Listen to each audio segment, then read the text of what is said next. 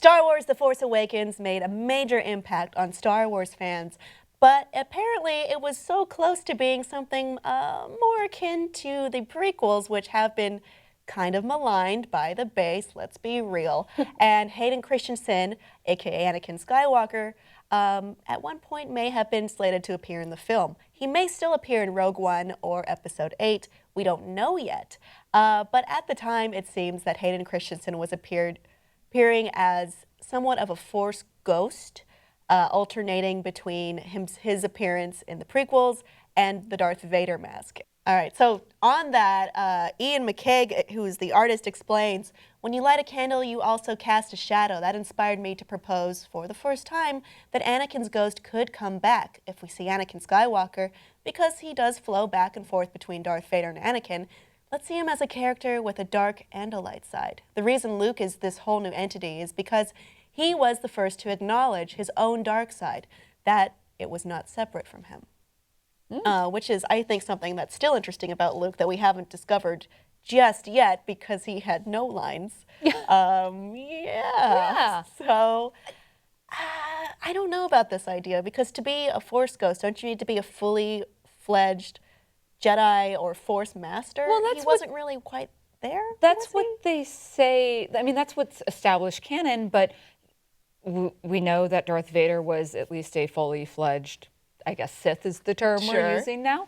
And I think, I think it goes both ways. For every light, there is a darkness. And I think he could have become his own sort of Force specter, if you will. But I think when Darth Vader, Anakin Skywalker, ultimately died, he died maybe in a way that he was not conflicted anymore. He ultimately chose, the route of redemption, if nothing else. He chose to he tried to, I was thinking about that when Kylo Ren was soliloquizing. I don't know if that's the pronunciation. His Hamlet moment. His Hamlet moment to this burnt out plastic helmet. It's probably not plastic, okay. Saying specifically, forgive me, I feel it again, the call to the light, Supreme Leader senses it, show me again the power of the darkness. Show me, grandfather, and I will finish what you started. But he did finish it. Yeah. He changed. You don't get it. Or maybe he gets it in a way that I don't get quite yet. I don't know. All I will say, I'm glad they didn't go this route in Episode 7, because I feel that it would have been too much. The same way that they chose to back off having Luke be a centerpiece, it would have taken so much away from Rey and the other stories. I think having the Anakin Force ghost is fantastic in the concept art. It's creepy. It's cool. It is so cool, especially if to see that phase shift between half the face and half the mask. If they found a way to do that in production, it would have been just amazing and stupendous and scary. But I'm glad they didn't do it. I don't think I want to see that particularly in Rogue One, because it's gonna, that's gonna take place.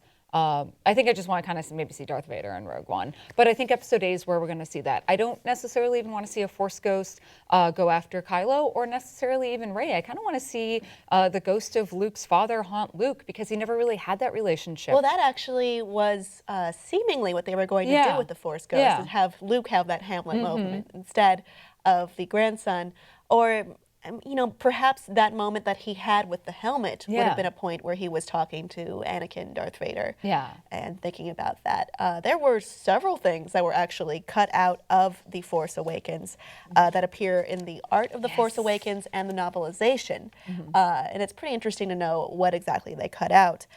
In particular, we were talking about Luke and what to do with him. They had a moment, Kathleen Kennedy had a moment where she wanted him just lying in the sand and having sand pour on him and him not react, and then the moment just a startled realization, which is kind of scary. Yeah, I mean, it sounds like a beautiful scene and something I would love to see that play out on a shot, but again, and he looks scary. Yeah. In the art of The Force Awakens. God, he looks like a ghost or a dead man. Yeah, and I remember hearing talk at one point that Luke himself was, supposedly going to appear as a Force ghost. At one point that was rumored, I know. I like him much better alive. I like him alive. Yeah.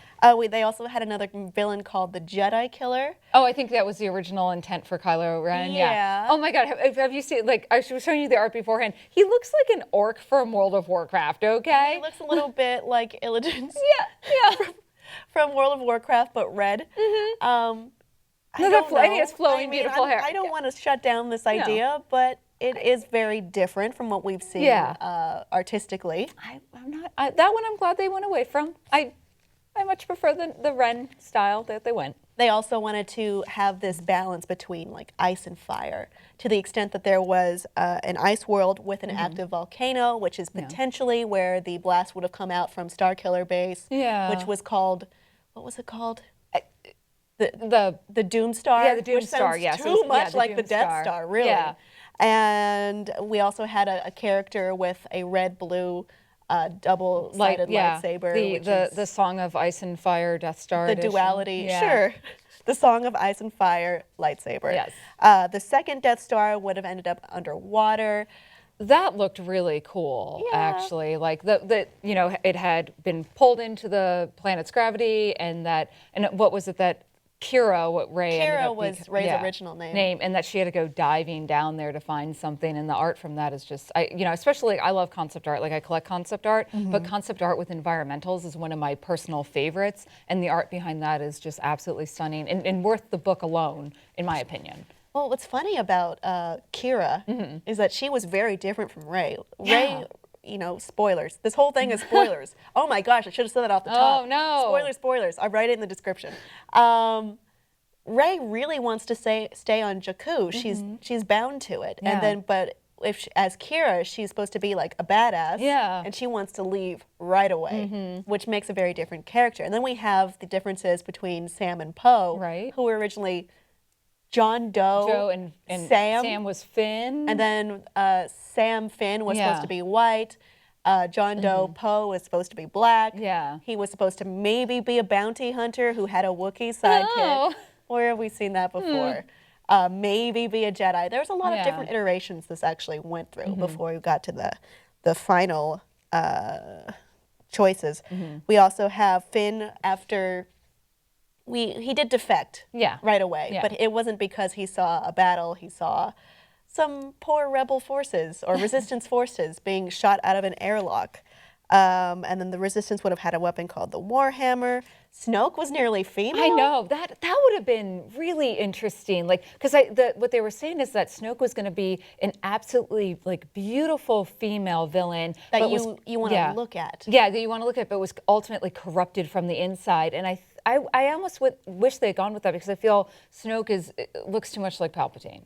Yeah, like old and decrepit. Yeah, and we've seen this before. Yeah, I think I would have liked at least someone that is magnificently beautiful, but underneath disgusting. Exactly. Kind of like how, in The Hobbit when we had Thranduil. Yes. How up close he was really mangled and marled under his beauty. One last thing before we go. You may remember this specific woman played by Maisie Richardson Sellers on a crowded balcony in the Hosnian system. Yeah, about to get blown up. That shot was so focused on lingered her. on her because she was supposed to be a specific character, and that character was Corsella, who General Organa had sent there to talk about taking direct action against the First Order. That scene was cut. It did not work out for her. Or that direction, but it's interesting to know where that came from. But that's in the novel, right? That's in the novelization, not the art book. So we can go and still read about her. Sure, you can. And there's lots more fleshed out conversations and a few other differences that are really interesting to look over if you're interested in getting deeper into the lore of what's going on here. Audience, what was your biggest change? And would you have liked to have seen Anakin Skywalker / Darth Vader in The Force Awakens? Let us know your thoughts below in the comments, and please like and subscribe for more.